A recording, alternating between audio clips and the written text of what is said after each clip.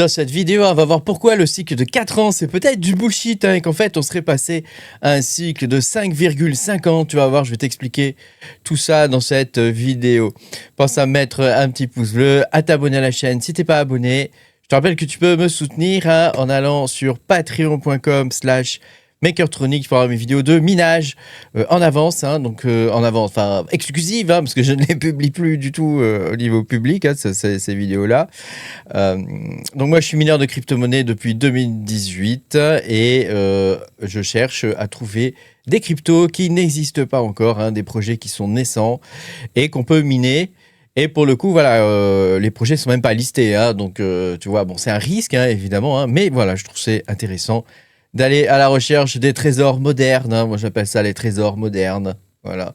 Je te rappelle que je suis pas conseiller financier. Si tu cherches un conseil financier, trouve quelqu'un, mais pas moi en tout cas. Trouve quelqu'un, mais pas moi. Alors, on va pouvoir commencer cette vidéo. Voilà, je voulais te montrer ce post que je trouve intéressant. Il fait la relation entre avec le Nasdaq 100 et l'économie américaine. Combien le Nasdaq a pris en fonction des années. Donc tu vois qu'il y a des années ici, tu vois, où le Nasdaq a pas mal pris et des années où pendant 3 ans on a eu des récessions, des choses comme ça, tu vois. Donc c'est assez intéressant à regarder parce que je trouve qu'à partir de ça, on peut arriver à dégager quelque chose d'intéressant. Alors je vais virer ma tête parce qu'on va voir toutes sortes de graphiques et de trucs. Voilà, ça y est, je suis plus là. Alors du coup, comme tu peux le voir ici, donc c'est le Nasdaq 100 ici, et on peut voir donc qu'il y a des cycles de hausse et de baisse qui sont liés aux bulles tech principalement et aux récessions américaines. Donc tu sais que la tech désormais au niveau de l'économie, c'est le moteur principal, c'est le pétrole, le nouveau pétrole américain, c'est la tech, il faut pas se le cacher. Et Bitcoin pourrait pour le coup en faire partie. Donc les indices tech comme le Nasdaq, ils ont souvent une corrélation quand même assez importante avec le Bitcoin. Alors, ça serait de l'ordre, tu vois, de 0,5 à 0,7, la corrélation qu'il pourrait y avoir. Donc, BTC, il est quand même vu comme un actif un peu plus risqué que ce qu'on peut avoir au niveau du Nasdaq. Mais voilà, cela dit, il y a quand même une corrélation. Tu peux voir ici 2018, 2019, 2020, 2021. Tu vois, ça correspond bien quand même à ce qu'on a vécu. 2018, la baisse était légère. 2022, ça a piqué quand même. 2008, moins 41%. Alors, la théorie principale que je vais t'exposer dans cette vidéo, c'est le fait que traditionnellement, le prix du Bitcoin, il est associé à un cycle de 4 ans qui est lié au halving. Donc, le halving, c'est la réduction de moitié des récompenses de mineurs tous les 4 ans. Donc, tu vois, ça a stimulé des hausses par le passé. Mais cependant, voilà, j'ai envie de te dire que voilà, il y a des théories récentes qui infirment cette théorie-là, cette théorie du halving, et je vais t'exposer ça dans cette vidéo. Alors, on a lui, je ne sais pas pourquoi j'avais choisi ça, je sais plus, je me rappelle plus, mais bon, c'est pas ce que je voulais te montrer. Donc, le cycle du BTC serait drivé pas par les halvings, mais par le cycle de refinancement de la dette américaine et principalement la liquidité globale. Par exemple, en 2020 et en 2021, le Trésor US, il a prolongé la maturité moyenne de sa dette de 4 ans à 5,4 ans. Et ouais, tout ça pour gérer le coût des intérêts après le Covid. Donc évidemment, ça va étirer le cycle économique des États-Unis. Normalement, on peut faire une moyenne historique à peu près de 5 à 6 ans. Et donc, par ricochet, on peut s'imaginer que le prix du Bitcoin, pour le coup, il pourrait s'aligner là-dessus et être sur quelque chose qui serait de 5 à 6 ans. Donc, la personne qui nous donne cette théorie, c'est un type qui s'appelle Raoul Pal. Raoul Pal. Attends, je vais te montrer. Toc. Raoul. Ah c'était lui. C'était la vidéo du gars, je me rappelais plus. C'est lui là, c'est Raoul Pal. Donc il explique pourquoi dans cette vidéo les cycles. Alors moi je vais pas faire une redite de sa vidéo, mais il explique pourquoi les cycles de 4 ans n'ont pas lieu d'être et qu'au final, le halving a pas vraiment, bon, à part pour les mineurs, hein, mais il n'a pas vraiment d'efficacité au niveau du prix, quoi, d'influence réelle au niveau du prix. Hein.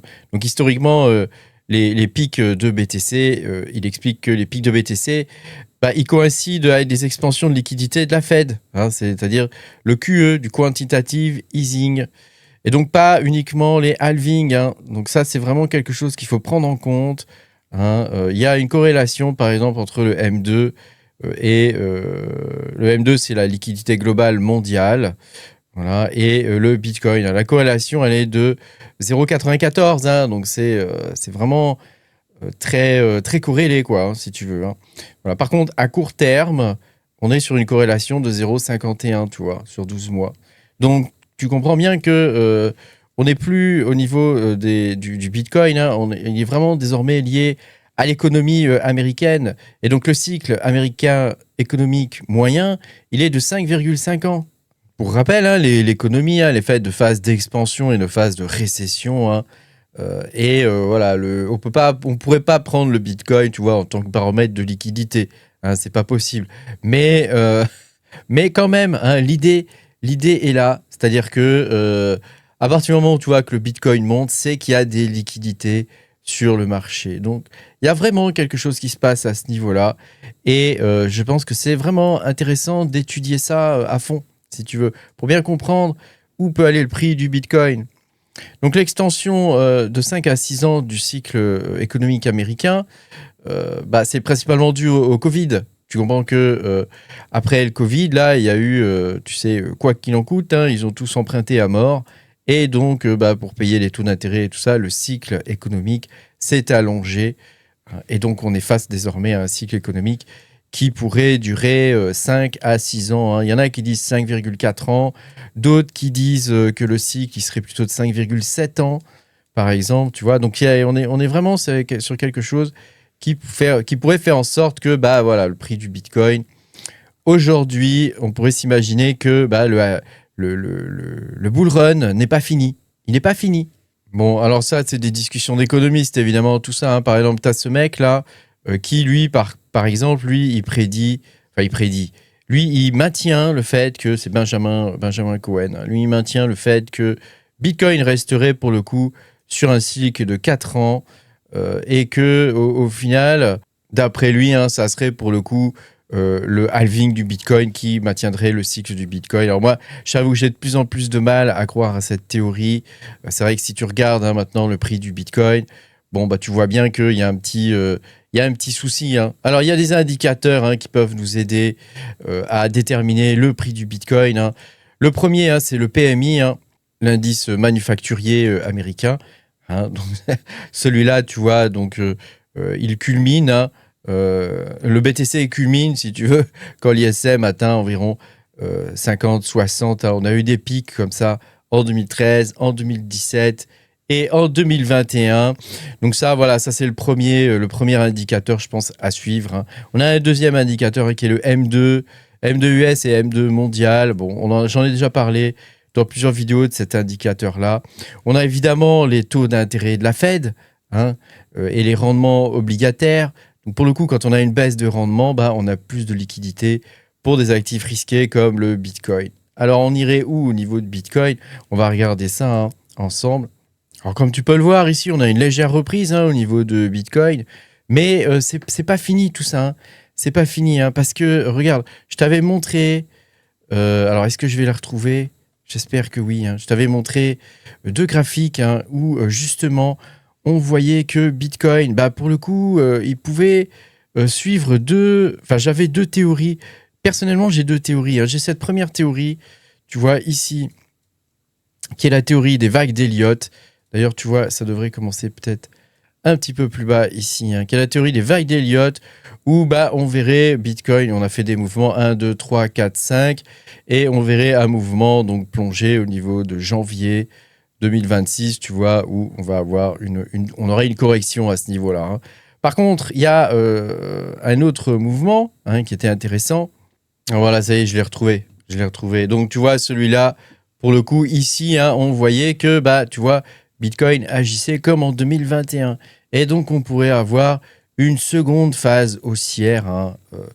Après, voilà, c'est difficile de dire, hein, parce que tu vois, là, on est dans une phase où on remonte. Hein, donc, c'est exactement ce qu'on avait ici en 2021. On avait une phase comme ça de remontada, hein, où, bah, effectivement, on pourrait avoir une remontée, tu vois, jusqu'à janvier, février, mars, peut-être même avril, avant un méga crash. Et je pense que... alors moi, c'est ma théorie préférée, celle-ci. Hein. C'est-à-dire qu'en mai-juin, tu vois, ici, mai, juin, juillet, on va avoir un énorme crash au niveau du marché crypto. Hein. On va avoir une remontée actuellement. Hein. Mais voilà, je pense que ma théorie préférée, c'est celle-là. Hein. C'est-à-dire, tu vois, je vais le dessiner, hein, comme ça, on s'en rappellera. Hein. On va avoir une remontée comme ça, tu vois, et à partir de mai, comme ça, on va avoir ici en mai un énorme crash avec une latéralisation. Hein. Donc peut-être pas jusqu'en 2027. Je l'ai fait un petit peu trop long mon truc, mais tu vois, on pourrait avoir quelque chose comme ça. Hein. Je pense que ça nous ferait en plus épaule, tête, épaule, tu vois. Donc ça coïnciderait bien, je trouve. Hein. Je sais pas ce que tu en penses, mais moi je trouve que ça paraît, somme toute, assez logique de ce qui pourrait se passer. Et on serait bien, tu vois, sur un cycle de 5 ans, hein, 5 ans et demi. Hein. Donc tu vois que, bon, en essayant de réfléchir un petit peu, on peut arriver à deviner ce qui peut se passer en termes de macroéconomie et de graphique. Hein. On essaie de lier un petit peu les deux hein, pour voir... parce que bon, faire que l'un, c'est pas très intéressant, et faire que l'autre non plus. Hein. Il faut avoir l'historique des prix, hein, c'est les graphismes. Et puis, il faut avoir aussi toute la partie macroéconomie. Hein. Merci beaucoup d'avoir regardé cette vidéo. N'hésite pas à me dire, toi, ce que tu penses de tout ça. Hein. Donc, tout n'est pas fini, hein, je pense, hein, au niveau de Bitcoin. Hein. On a encore un petit peu de temps avant un méga crash. Hein. Par contre, les gars, va falloir se préparer parce qu'on va avoir un très, très gros crash. Hein. Pense à me mettre un petit pouce bleu, à t'abonner à la chaîne. Et je te dis à bientôt pour de nouvelles aventures. Salut!